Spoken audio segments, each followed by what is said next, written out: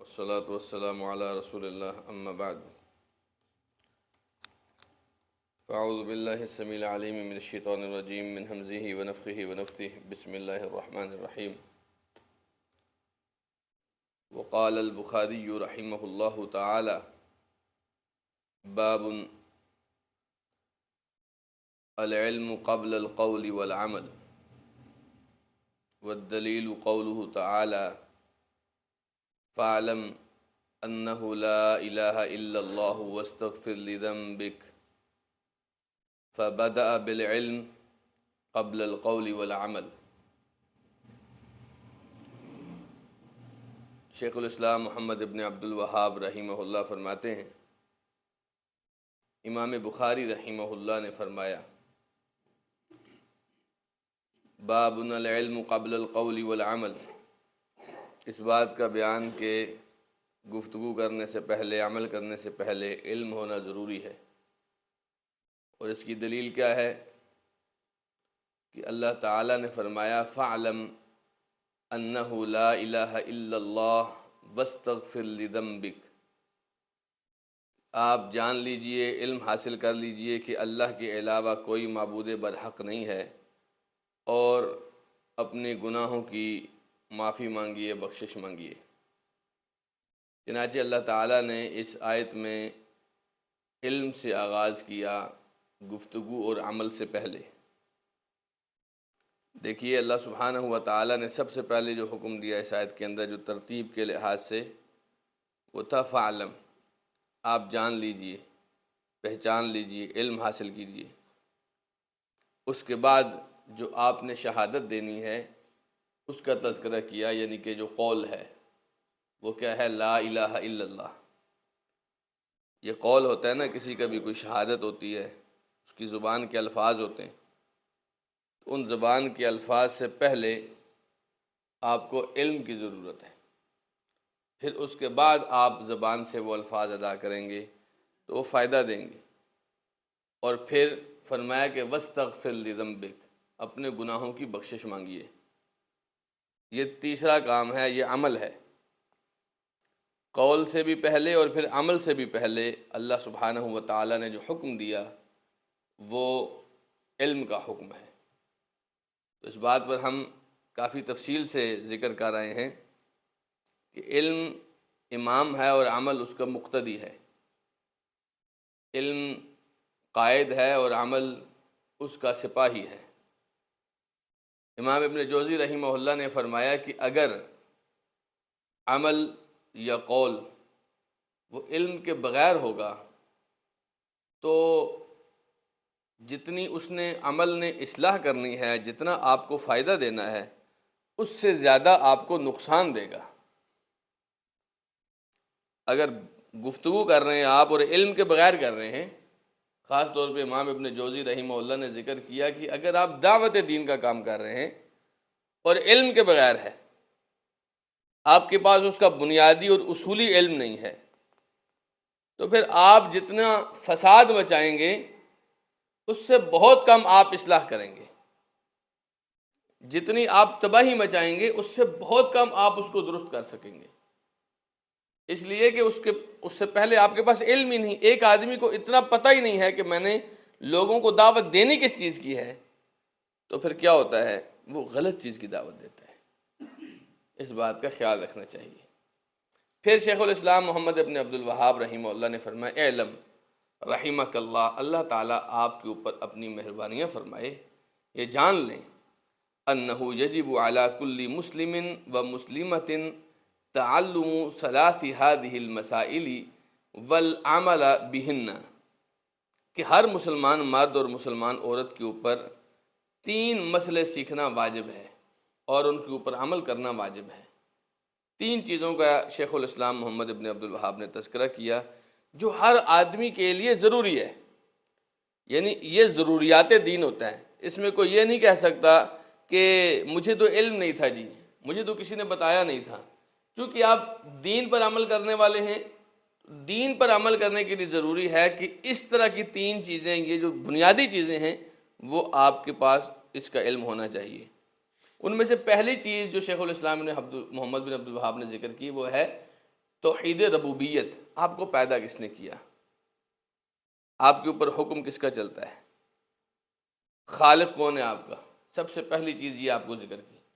پھر دوسری اس کا تقاضا جو کہ توحید الوہیت ہے کہ آپ نے عبادت کس کی کرنی ہے، آپ کی عبادتوں کا حقدار کون ہے، اس کا تذکرہ کیا۔ اور پھر امام محمد ابن عبد الوہاب نے تیسرے نمبر پہ جو مسئلہ ذکر کیا وہ یہ تھا کہ آپ کی محبتوں اور آپ کی نفرتوں کا معیار کیا ہونا چاہیے، کیونکہ جب آپ توحید کی بات کرتے ہیں تو توحید حد فاصل ہے آپ کی محبت اور آپ کی نفرت کے لیے، تو وہ انشاءاللہ ہم ذکر کرتے ہیں۔ تو فرمایا 3 مسئلے سیکھنا ہر مسلمان مرد اور عورت کے لیے ضروری ہے۔ وہ کون سے ہیں؟ الاولی ان اللہ خلقنا ورزقنا ولم یترکنا ہملا بل ارسل الینا رسولا فمن اطاعہ دخل الجنۃ ومن عصاہ دخل النار، کہ پہلی بات آپ نے یہ سیکھنی ہے کہ اللہ تعالیٰ نے ہمیں پیدا کیا، اسی نے ہمیں رزق سے نوازا، اور اس نے ہمیں بیکار نہیں چھوڑا، نکما نہیں بنایا، اس نے جس کا کوئی مقصد ہی نہ ہو، شتر بے مہار کہ اس کو کوئی راستہ ہی نہیں دکھایا ہو، ایسا نہیں چھوڑا، بلکہ اللہ سبحانہ و تعالیٰ نے اپنے رسولوں کو ہمارے پاس بھیجا۔ اب جو اس رسول کی اطاعت کرے گا وہ جنت میں داخل ہوگا، اور جو اس کی نافرمانی کرے گا وہ جہنم میں جائے گا۔ اور اس کی دلیل کیا ہے؟ اس کی دلیل اللہ سبحانہ و تعالیٰ کا قول ہے، فرمایا انا ارسلناک الیکم رسولا شاہدا علیکم کما ارسلنا الی فرعون رسولا، کہ لوگو ہم نے تمہارے پاس ایک رسول بھیجا ہے جو تمہارے اوپر گواہ ہے، جیسے ہم نے فرعون کے پاس ایک رسول بھیجا تھا، فعصا فرعون الرسول، تو فرعون نے اس رسول کی نافرمانی کی تھی، فاخذناہ اخذا وبیلا، تو ہم نے اس کو ایسے پکڑا جیسے پکڑ کے اس کو ہلاک کر دیا ہم نے۔ تو اللہ سبحانہ و تعالیٰ نے اپنا رسول ہمارے پاس بھیجا۔ دیکھیے ہمیں پیدا کرنے والے نے ہمیں بے مقصد پیدا نہیں کیا ہے، اس نے ہمیں صرف پیدا ہی نہیں کیا، اس نے ہمیں ساتھ میں رزق بھی دیا ہے۔ جب پیدا کرنے کے بعد ہمارے جسم کی ضرورت رزق کا اس نے بندوبست کیا ہے، جسم کی ضرورت رزق ہوتا ہے نا، اگر جسم کو کھانا نہ ملے، پینا نہ ملے، ہوا نہ ملے، جسم مردار ہو جاتا ہے۔ آپ کتنے دن زندہ رہ سکتے ہیں کھانے پینے اور ہوا کے بغیر؟ تو اللہ تعالیٰ نے آپ کو پیدا کرنے کے بعد آپ کا جو جسم ہے، اس جسم کے لیے اللہ تعالیٰ نے رزق کا بندوبست کیا ہے۔ الذی جعل لکم الارض فراشا والسماء بناء وانزل لکم من السماء ماء فاخرج به من الثمرات رزقا لکم، اس نے زمین کو تمہارے لیے بچھونا بنایا، آسمان کو تمہارے لیے چھت بنایا، اور آسمان سے اس نے تمہارے لیے پانی برسایا، زمین سے اس نے تمہارے لیے پھل اگائے تاکہ تمہارا رزق پورا کرے۔ بات سمجھے، اتنا انتظام آسمانوں اور زمین کو اللہ تعالیٰ نے اس بات کے لیے وقف کر دیا ہے کہ میرے بندوں کا رزق پورا کرنا ہے۔ تو اس نے ہمارے جسم کی ضرورت پوری کی۔ آپ جانتے ہیں انسان کی ذات 2 چیزوں کا مجموع ہوتی ہے، ایک جسم اور ایک روح، اور روح اس کے جسم سے زیادہ قیمتی ہوتی ہے۔ تو آپ کو کیا لگتا ہے جس خالق نے پیدا کرنے کے بعد ہمارے جسم کی ضرورت جو کہ رزق ہے وہ تو پورا کیا، تو کیا اس نے ہمارے روح کی ضرورت کا خیال نہیں کیا ہوگا؟ اس نے ہماری روح کے لیے بھی بہت اچھا انتظام کیا۔ ولم یترکنا حملا، اس نے ہمیں بیکار نہیں چھوڑا، اس نے ہمیں اندھیرے میں نہیں چھوڑ دیا کہ ان کو پتہ ہی نہ چلے ہدایت کیا ہے، کہاں سے ملے گی، معیار کیا ہے اس کا، اس پر عمل کیسے ہوگا، ایسے نہیں چھوڑا۔ بل ارسل الینا رسولا، بلکہ اللہ تعالیٰ نے ہمارے پاس اپنا رسول بھیجا۔ فمن اطاعہ دخل الجنہ، اور یہ معیار مقرر کر دیا کہ جس نے اس رسول کی اطاعت کی وہ جنت میں داخل ہوگا۔ اب ہماری روح کی غذا کیا ہے؟ اللہ سبحانہ و تعالیٰ کی طرف سے آنے والا پیغام، جس سے ہماری روح منظم ہوتی رہے گی، ہماری روح کی اصلاح ہوتی رہے گی، ہماری روح خوش رہے گی، اور ہماری روح حقیقی مقصد تک کے ساتھ رہے گی جس مقصد کے لیے اللہ تعالیٰ نے ہمیں پیدا کیا۔ تو اللہ سبحانہ و تعالیٰ نے اپنا رسول ہمارے پاس بھیجا اور معیار مقرر کیا کہ جو اس رسول کی پیروی کرے گا وہ جنت میں داخل ہوگا، اور جو اس رسول کی نافرمانی کرے گا وہ جہنم میں جائے گا۔ صحیح بخاری شریف کی حدیث ہے، رسول اکرم صلی اللہ علیہ وسلم نے فرمایا کل امتی یدخلون الجنہ، میری ساری کی ساری امت جنت میں جائے گی، الا من ابا، سوائے اس کے جس نے انکار کر دیا۔ صحابہ کرام نے پوچھا ومن یابا یا رسول اللہ، اللہ کے رسول یہ انکار کون کرے گا؟ آپ دیکھیں نا، حیرانگی کی بات ہے نا، آپ سے کوئی کہے کہ آپ جنت میں جاؤ اور آپ کہو میں نے نہیں جانا، ایسا بھی کوئی ہے آدمی؟ صحابہ حیران ہوئے کہ اللہ کے رسول جنت جانے سے کون انکار کرے گا؟ آپ نے ایک فارمولہ دیا، وہ فارمولہ کیا ہے؟ فرمایا من اطاعنی دخل الجنہ، جو میری اطاعت کرے گا وہ جنت میں جائے گا، ومن عصانی فقد ابا، جس نے میری نافرمانی کی اس نے اصل میں جنت جانے سے انکار کیا، کیونکہ جنت کا راستہ اللہ تعالیٰ نے بنایا ہی محمد الرسول اللہ صلی اللہ علیہ وسلم کو ہے، اس جنت کا دروازہ کھلے گا ہی محمد الرسول اللہ صلی اللہ علیہ وسلم کے دستک دینے سے۔ تو اب آپ کو اگر جنت میں جانا ہے تو محمد الرسول اللہ کے پیچھے چلنا پڑے گا۔ اگر آپ پیچھے چلنے سے انکار کرتے ہیں کہ نہیں میں اپنے دل کی مانوں گا، میں اپنی خواہشوں کی شہوتوں کی مانوں گا، میں اپنے رشتہ داروں کی مانوں گا، میں اپنے معاشرے کے پیچھے چلوں گا، دنیا والوں کے ساتھ بھی چلنا پڑتا ہے، اگر ان میں سے کوئی عذر پیش کر کے آپ نے محمد رسول اللہ کی پیروی کو چھوڑ دیا تو پھر آپ کا راستہ چاہے جس طرف بھی جائے، جو بھی قائد ہو، آپ کا نفس قائد ہو، آپ کا مال قائد ہو، آپ کا دنیا قائد ہو، آپ کی معاشرہ قائد ہو، آپ کے طبیعت قائد ہو، کچھ بھی ہو، اگر محمد رسول اللہ صلی اللہ علیہ وسلم کے راستے سے ہٹ کر کسی ایک بھی راستے پر چلے گے دخل النار، جہنم میں جائے گا بندہ۔ اللہ سبحانہ و تعالیٰ نے فرعون کے بارے میں فرمایا سورہ مزمل کے اندر، فرمایا کہ انا ارسلنا الیکم رسولا شاہدا علیکم، ہم نے تمہارے پاس ایک رسول بھیجا، یہ تمہارے اوپر گواہ ہے، تمہارے سارے معاملات اس کے سامنے ہیں، اور یہ رسول تمہارے اوپر گواہی دے گا۔ قیامت کے دن یہ رسول بتائے گا میری امت نے ایسے ایسے کیا، جیسے ایک مقام پہ اللہ سبحانہ وتعالیٰ نے سورہ فرقان میں فرمایا وقال الرسول یا رب ان قوم اتخذوا هذا القرآن مہجورا، رسول وہاں جا کر شکایت کریں گے کہ اے میرے رب، میرے اس قوم نے اس قرآن کو پس پش ڈال دیا تھا، چھوڑ دیا تھا اس کو، میری قوم نے۔ تو رسول اللہ صلی اللہ علیہ وسلم کو اللہ تعالیٰ نے گواہ بنایا ہے۔ کما ارسلنا الی فرعون رسولا، مثال دی، کہ صرف تمہارے پاس نہیں بھیجا، تم سے پہلے بھی فرعون کی طرف بھیجا تھا، فعصا فرعون الرسول، فرعون نے اس رسول کی نافرمانی کی۔ فرعون کی طرف کون سے رسول آئے تھے؟ موسیٰ علیہ السلام۔ فرعون نے موسیٰ علیہ السلام کی نافرمانی کی، فعصا فرعون الرسول، کیا ہوا پھر؟ فَأَخَذْنَاهُ أَخْذًا وَبِيلًا، ہم نے اس کو ایسے پکڑا کہ پکڑ کے ہلاک کر ڈالا۔ یہاں پر امام ابن کثیر کیا فرماتے ہیں ذرا وہ دیکھیے۔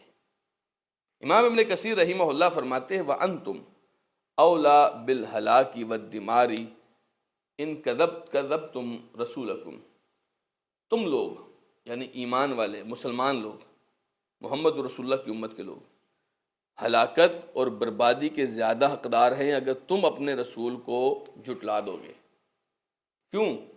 لِأَنَّ رَسُولَكُمْ أَشْرَفْ وَأَعْظَمْ مِن موسیٰ ابن عمران، کیونکہ تمہارے رسول زیادہ بڑے ہیں، زیادہ معزز ہیں موسیٰ علیہ السلام کی نسبت، ہے کہ نہیں ایسے؟